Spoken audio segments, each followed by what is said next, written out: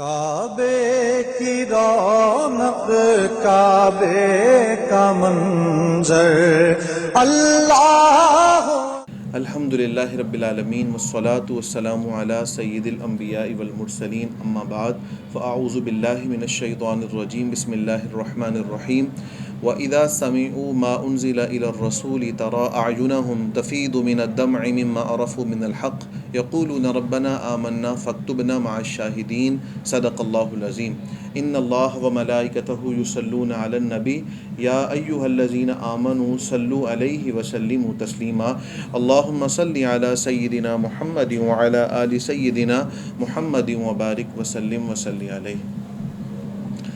آج 7ویں سپارے کی پہلی آیت سورہ مائدہ کی آیت نمبر 83 کا ہم نے درس قرآن کے لیے انتخاب کیا ہے۔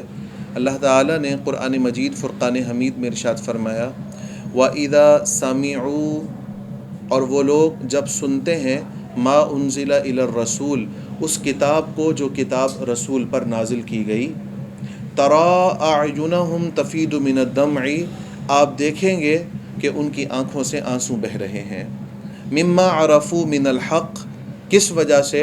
حق کو پہچاننے کی وجہ سے، اور وہ کہتے ہیں ربنا آمنا فاکتبنا مع الشاہدین، اے اللہ تو ہمیں بھی گواہی دینے والوں میں لکھ دے۔ یہ آیت مبارکہ کب اور کیوں نازل ہوئی، اس کے شان نزول سے اپنی بات کا آغاز کرتے ہیں کہ مکۃ المکرمہ سے جب صحابہ کرام کا ایک وفد ہجرت کر کے حبشہ گیا نجاشی کے دربار میں، تو نجاشی نے صحابہ کرام سے پوچھا کہ کیا تمہارے نبی جو قرآن لے کر آئے ہیں اس قرآن میں عیسیٰ علیہ السلام کا کیا کوئی ذکر موجود ہے؟ کیونکہ نجاشی حبشہ میں رہنے والے لوگ وہ مذہب کے اعتبار سے عیسائی مذہب کے لوگ تھے، تو اس نے پہلا ہی سوال کیا کہ تمہارے نبی اگر واقعی اللہ کے نبی ہیں تو کیا ان کے اوپر نازل ہونے والی کتاب میں کیا عیسیٰ علیہ السلام کا ذکر موجود ہے؟ تو صحابہ کرام رضوان اللہ تعالی علیہم اجمعین نے حبشہ کے سردار نجاشی سے کہا کہ قرآن مجید فرقان حمید میں عیسیٰ علیہ السلام کا صرف ذکر ہی نہیں بلکہ ان کی ولادت اور ان کی والدہ محترمہ کے نام پر موسوم پوری ایک صورت مبارکہ صورت مریم قرآن میں موجود ہے۔ قرآن مجید فرقان حمید میں پوری ایک صورت مریم موجود ہے۔ نجاشی نے جب یہ سنا تو وہ حیران ہوا اور حیرانگی سے کہا کہ آپ مجھے وہ آیات تلاوت کر کے سنائیے، تو حضرت جعفر بن طیار رضی اللہ تعالی عنہ نے سورہ مریم اور سورہ طٰہٰ کی کچھ ابتدائی آیتوں کی تلاوت کی۔ تو جس وقت حضرت جعفر بن طیار قرآن مجید فرقان حمید کی تلاوت فرمانے لگے تو نجاشی اور نجاشی کے دربار میں جتنے لوگ موجود تھے وہ سب کے سب قرآن مجید فرقان حمید کو جب سننے لگے تو ان کی آنکھوں سے آنسو جاری ہو گئے۔ یاد رکھیے گا قرآن مجید فرقان حمید حضور اکرم صلی اللہ تعالی علیہ وسلم کا وہ عظیم ترین معجزہ ہے جو قیامت تک کے انسانوں کے لیے راہ ہدایت ہے۔ سابقہ انبیاء کرام تشریف لائے، اللہ تعالیٰ نے ہر نبی کو کوئی نہ کوئی معجزہ عطا فرمایا، اور وہ معجزہ اس زمانے تک محدود رہا، اور وہ معجزہ اس زمانے کے لوگوں کے مطابق ہوا کرتا تھا۔ مثال کے طور پر سیدنا موسیٰ علیہ السلام کے زمانے میں جادو کا دورہ تھا، لوگ جادو کو اہمیت دیا کرتے تھے، جیسے کہ آج کے زمانے کے اندر مدرسے ہیں، جامعات ہیں، اسکولز ہیں، ادارے بنے ہوئے ہیں تعلیم کے لیے۔ موسیٰ علیہ السلام کے زمانے میں جادو کے مکتب بنے ہوئے ہوتے تھے، جادو سکھانے کے ادارے بنے ہوئے ہوتے تھے، اور لوگ اپنے بچوں کو جادو سکھانے کے لیے ان اداروں میں بھیجا کرتے تھے۔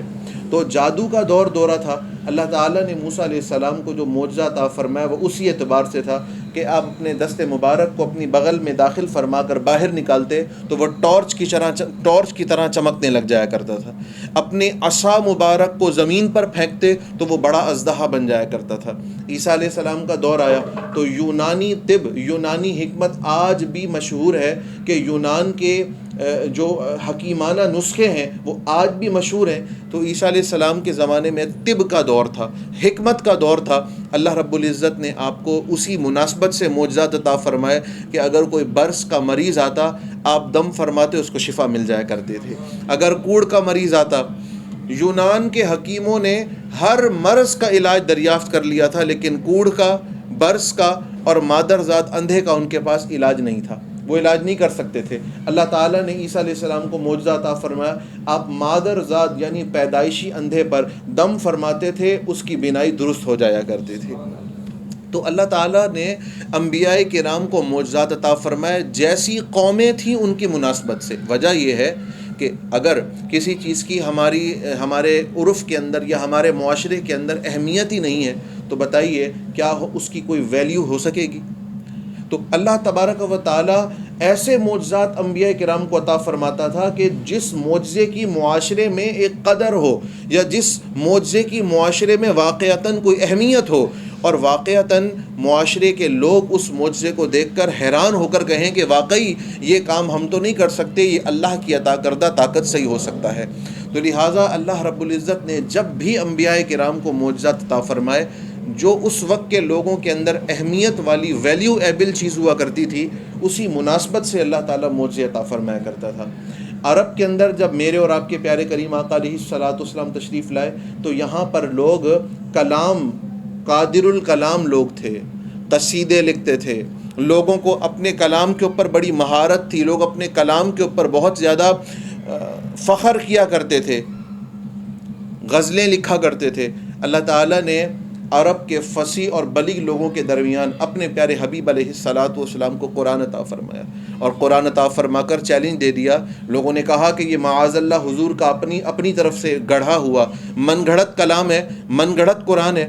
تو فرمایا ٹھیک ہے، اگر من گھڑت ہے، حضور تنہا لکھ کر لے آئے ہیں، تو تم سب مل جاؤ اور قرآن کے 30 سپارے تو بہت دور کی بات ہے، قرآن کی بڑی صورتیں تو بہت دور کی بات ہے، قرآن کی ایک آیت جیسی ایک آیت بنا کر دکھا دو، قرآن کی ایک چھوٹی سورت جیسی سورت بنا کر دکھا دو، کہ اگر واقعی یہ کلام کسی انسان کا لکھا ہوا کلام ہے تو اگر حضور لکھ سکتے ہیں تو پھر تم بھی تو لکھ سکتے ہو نا، تو تم بھی لکھ لو اور اپنے سارے ساتھیوں کو جمع کر لو۔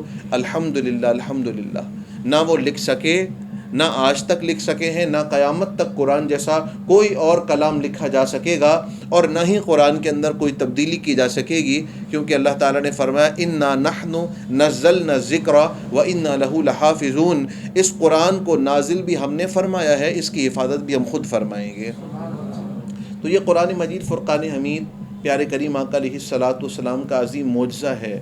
اللہ رب العزت کا اپنے بندوں کی طرف ایک خاص پیغام ہے جو اللہ رب العزت نے اپنے بندوں تک پہنچا دیا ہے۔ یہ اللہ رب العزت کا پیغام ہے جو دنیا کے اختتام تک آنے والے انسانوں کے لیے پیغام ہدایت رہے گا۔ یہ روٹ میپ ہے، یہ نقشہ ہے، یہ اس دنیا میں زندگی گزارنے کا وہ طریقہ کار ہے جو خود خالق کائنات نے اپنے بندوں کو عطا فرما دیا ہے۔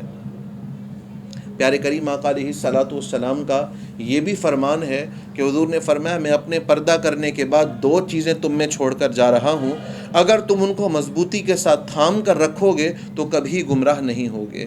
ان 2 چیزوں میں سے ایک چیز قرآن ہے، ایک چیز قرآن ہے کہ جب تک قرآن کو ہم اپنی عملی زندگیوں میں نافذ العمل رکھیں گے کبھی گمراہ نہیں ہوں گے۔ یہ حضور نے سند عطا فرما دی ہے، یہ حضور نے سرٹیفکیٹ دے دیا ہے، اور جو حضور فرما دیں وہ کبھی غلط نہیں ہو سکتا ہے۔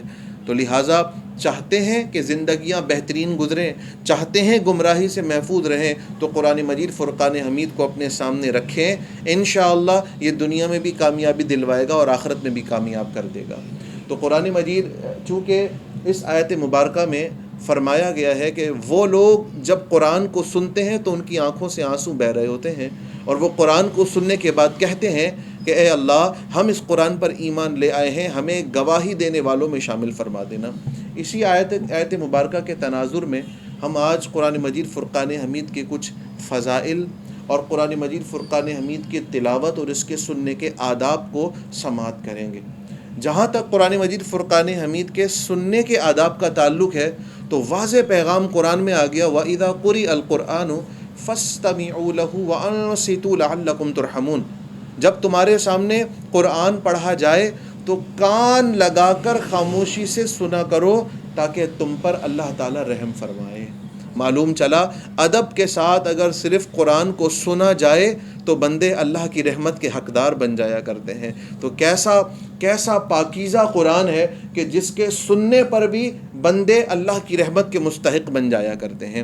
پیارے کریم آقا علیہ الصلوۃ والسلام فرماتے ہیں جس شخص کو اللہ نے قرآن پڑھنے کی توفیق اور صلاحیت عطا فرما دی ہے، آج ہر بندہ رونا روتا ہے کہ میں بڑا غریب ہوں، میں تو بڑا مفلس ہوں، میں تو بڑا پریشان حال ہوں، لیکن دیکھیے میرے اور آپ کے حضور علیہ الصلوۃ والسلام کیا فرما رہے ہیں۔ آقا کریم علیہ الصلوۃ والسلام فرماتے ہیں جس شخص کو اللہ تبارک و تعالی قرآن مجید فرقان حمید من قرأ القرآن، جس شخص نے قرآن پڑھا ثم رأى ان احدا اوتی افضل مما اوتی فقد استغفر ما عظمه اللہ، جس شخص کو اللہ تعالیٰ نے قرآن پڑھنے کی توفیق عطا فرما دی ہے، جس شخص کو قرآن پڑھنا آ گیا ہے، جو قرآن پڑھنا سیکھ چکا ہے، حضور علیہ الصلوۃ والسلام فرما رہے ہیں دنیا میں کسی کو اللہ نے وہ نعمت عطا نہیں فرمائی جو اس قرآن پڑھنے والے کو اللہ نے نعمت عطا فرما دی ہے۔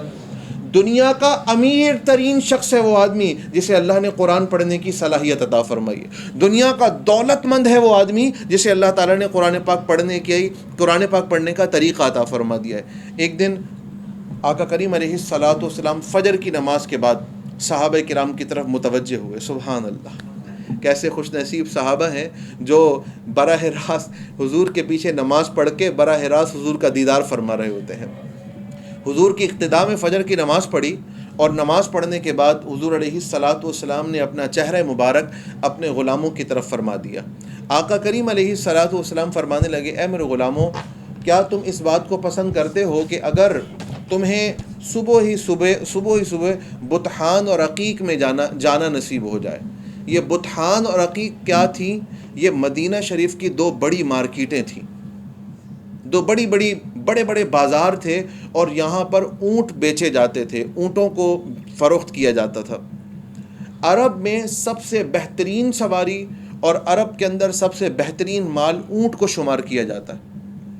عرب میں سب سے بہترین اور مہنگا مال جس کو تصور کیا جاتا ہے وہ اونٹ تھے، اور وہ اونٹ جن اونٹوں کے کوہان بڑے موٹے ہوں، وہ بڑے فربا ہوں، وہ ان کو اپنے لیے بڑا قیمتی شمار کیا کرتے تھے۔ میں ایک مثال دوں، مثال کے طور پر آج کے زمانے کے اندر گاڑیوں کی مارکیٹ ہے جہاں پر گاڑیوں کے شو روم ہوتے ہیں۔ جمشید روڈ پہ چلے جائیں وہاں لائن کے ساتھ گاڑیوں کے شو روم ہیں، طارق روڈ پہ چلے جائیں تو وہاں گاڑیوں کے شو روم ہیں، اور کوئی علاقے ہیں اکبر مارکیٹ پہ چلے جائیں تو موٹر سائیکلوں کے شو روم ہے وہاں پر۔ تو اب مثال کے طور پر نوجوانوں سے پوچھا جائے بھائی آپ کو کیا پسند ہے، تو وہ کہیں گے ہمیں بڑی ہیوی بائکس بڑی پسند ہیں۔ مزید آپ کو کیا پسند ہے؟ ٹویوٹا کرولا گاڑی پسند ہے، ہونڈا کی گاڑی پسند ہے۔ تو وہ مارکیٹیں جہاں سے یہ گاڑیاں ملتی ہیں، وہ بازار جہاں سے یہ گاڑیاں ملتی ہیں، میں آپ سے کہوں کہ صبح آپ کی آنکھ کھلے اور جیسے ہی آپ کی آنکھ کھلے کوئی آنے والا آپ کے گھر پر آئے اور آپ کا ہاتھ پکڑ کے آپ کو سیدھا جمشید روڈ گاڑیوں کے شو روم میں لے جائے، اور وہاں ایک نمبر کی جو اعلیٰ گاڑی ہو، جو سب سے عمدہ گاڑی ہو، جو سب سے مہنگی گاڑی ہو، وہ 2 گاڑیاں آپ کو تحفے کے طور پر دے دی جائیں۔ وہ کتنی گاڑیاں آپ کو تحفے پہ دے دی جائیں بولیے؟ 2 وہاں سے عمدہ ترین گاڑیاں آپ کو تحفے کے طور پر دے دی جائیں۔ میں آپ سے کہوں گا بتائیے آپ کو اچھا لگے گا یا نہیں؟ آپ کو کیسا محسوس ہوگا؟ آپ کی مسکراہٹ بتا رہی ہے کہ آپ کو کیسا محسوس ہوگا۔ تو لہذا خوشی ہوگی کہ ہمیں صبح ہماری پسند کی 2 گاڑیاں، ہماری پسند کی 2 سواریاں مل گئی ہیں۔ تو اسی طرح اس زمانے کے اندر معاشرہ عرب کے اندر اونٹ، اور وہ بھی سرخ اونٹ، یہ آج کے زمانے میں جس طرح لینڈ کروزر سب سے کوئی مہنگی گاڑی ہوگی، یا اگر اس سے بھی کوئی مہنگی گاڑی ہے جو سب سے اعلیٰ نمبر کی گاڑی ہوگی، اس زمانے کے اندر سرخ اونٹ سب سے اعلیٰ سواری شمار کی جاتی تھی۔ اور بطحان اور عقیق یہ 2 بازار تھے، 2 مارکیٹیں تھیں جہاں سے سرخ اونٹ دیے جاتے تھے۔ آپ صلی اللہ علیہ وسلم نے فرمایا اے لوگو، اگر صبح کوئی تمہیں بطحان اور عقیق کے بازاروں میں لے جائے اور وہاں سے خوبصورت عمدہ اونٹ تمہیں دے دیے جائیں، تمہیں کیسا لگے گا؟ صحابہ کرام بھی خوش ہو گئے، یا رسول اللہ ہمیں بڑا اچھا لگے گا، ہمیں بہت اچھا محسوس ہوگا کہ صبح ہمیں اللہ تعالیٰ نے 2 قیمتی اونٹ عطا فرما دیے۔ اب سنیے گا میرے اور آپ کے پیارے کریم آقا علیہ الصلوۃ والسلام کیا فرماتے ہیں. آپ صلی اللہ علیہ وسلم فرماتے ہیں افلا یغدو احدکم الی المسجد فیتعلم او فیقرأ آیتین من کتاب اللہ عز وجل خیر له من ناقتین وثلاث واربع خیر له من اربع ومن اعدادہن من الابل. حضور نے فرمایا صبح ہی صبح نماز فجر کے بعد تم اٹھو، قرآن کی ایک آیت کو سیکھ لو یا قرآن کی ایک آیت کو پڑھ لو، تو جس قدر خوشی تمہیں وہ 2 اونٹنیاں یا 1 اونٹنی ملنے پر حاصل ہوگی، تم اگر 1 یا 2 یا 3 یا 4 آیتیں پڑھ لو گے، اللہ تعالیٰ تمہیں اس سے بڑھ کر خوشیاں اور برکتیں عطا فرما دے گا. آج کے زمانے کے اعتبار سے اگر کسی کو صبح ہی صبح 1 آیت پڑھنے کا شرف مل جائے تو یہ 1 گاڑی ملنے سے زیادہ افضل ہے. اگر کوئی جس شخص کو 2 آیتیں پڑھنے کی اللہ نے توفیق عطا فرما دی ہے، یہ 2 گاڑیاں ملنے سے زیادہ افضل ہے. اور جس کو 3 آیتیں پڑھنے کا شرف مل گیا، اسے 3 گاڑیاں ملنے سے زیادہ اللہ نے رحمت فرما دی ہے. تو ہم شاید آج کمپیریزن نہیں کر سکتے، تقابل نہیں کر سکتے. جس کو گاڑی مل جائے، قرآن کا ایک پورا سپارہ پڑھنے والا بھی کس پر رش کر رہا ہوتا ہے، دیکھو اللہ نے اس کو گاڑی عطا کر دی ہے. جو حافظ قرآن ہے، جس کو اللہ تعالیٰ 2 سپارے پڑھنے کی، 1 سپارہ پڑھنے کی، 2 صفحات پڑھنے کی توفیق عطا فرما دے، وہ گاڑیوں والے کو دیکھ کر رش کر رہا ہے کہ اس کو اللہ نے 2 گاڑیاں عطا فرما دی. ارے نہیں، جس کو گاڑیاں ملی ہیں وہ قابل رشک نہیں، بلکہ قابل رشک تو وہ شخص ہے جسے اللہ تعالیٰ نے قرآن پڑھنے کی توفیق عطا فرما دی ہے. میرے اور آپ کے پیارے کریم آقا علیہ الصلوۃ والسلام نے فرمایا لوگوں قرآن پڑھا کرو کیونکہ یہ قرآن تمہاری شفاعت کرے گا. قرآن پڑھا کرو کیونکہ یہ قرآن تمہاری شفاعت کرے گا. ایک روزہ اور دوسرا قرآن، یہ 2 چیزیں ہیں جو کل قیامت کے دن بندہ مومن کی اللہ کی بارگاہ میں سفارش کروائیں گی. وہ روزہ کھڑا ہو جائے گا اللہ تعالیٰ کی بارگاہ میں. آج تو روزہ دکھ نہیں رہا، قیامت میں دکھے گا. وہ روزہ اللہ کی بارگاہ میں کھڑا ہو جائے گا، عرض کرے گا یا اللہ یہ وہ تیرا بندہ ہے کہ اس نے میری وجہ سے حلال چیزوں کو بھی چھوڑ دیا تھا. یا اللہ اس نے میری وجہ سے حلال چیزوں کو بھی چھوڑ دیا تھا. قرآن کھڑا ہو جائے گا، وہ اللہ تعالیٰ کی بارگاہ میں عرض کرے گا یا اللہ رات کو اس کو نیند بھی آ رہی تھی، اچھا بستر بھی، نرم بستر بھی موجود تھا، لیکن میری وجہ سے اس نے اپنی نیند کو ترک کر دیا، میری وجہ سے اپنے نرم بستر کو ترک کر دیا. یا اللہ پوری رات یہ قرآن پڑھتا رہا، لہٰذا میں تیری بارگاہ میں سفارش چاہتا ہوں، میں تیری بارگاہ میں سفارش کرتا ہوں، اس بندے کی بخشش فرما دے. حضور نے فرمایا اللہ دونوں کی سفارش قبول فرما کر اس بندے کو مغفرت عطا فرمائے گا.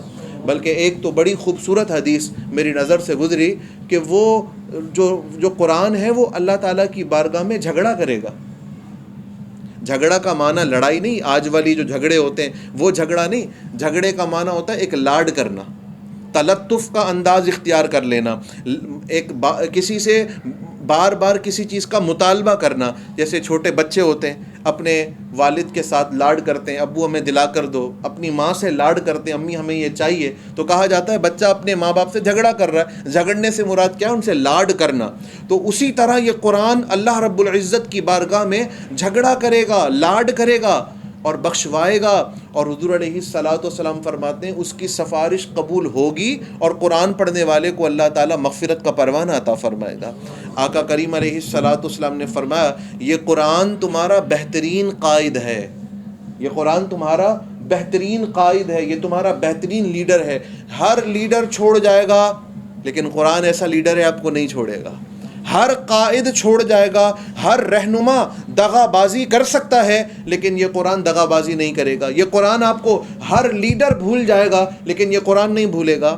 حضور اکرم صلی اللہ علیہ وسلم نے فرمایا جس شخص نے دنیا میں قرآن کو اپنے آگے رکھا، جس شخص نے دنیا میں قرآن کو اپنے آگے رکھا، یعنی قرآن کو اپنا رہنما بنایا، قرآن کو اپنا لیڈر بنا لیا، تو کل میدان محشر میں بھی یہ قرآن اس کی رہنمائی کرتے ہوئے، اس کی قیادت کرتے ہوئے سیدھا اسے جنت کے اندر لے جائے گا.